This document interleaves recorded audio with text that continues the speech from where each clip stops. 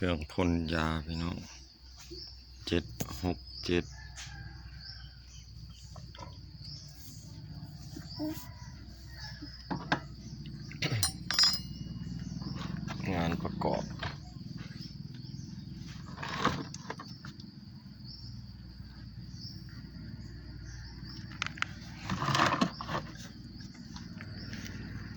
ซื้อเครื่องเก่ามา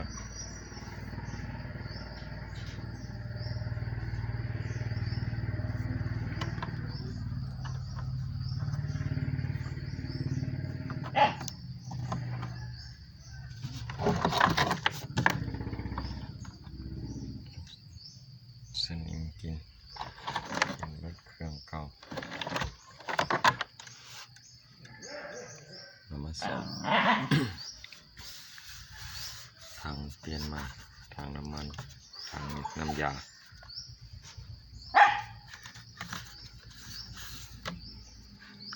เปลี่ยนคาบูแล้วก็เปลี่ยนชุดลูกยางปั๊มสายยางเก็บเครื่องเก่ามาสอบพี่น้องใช้งานได้นะ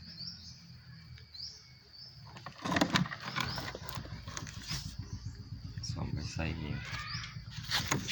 สายพายใหม่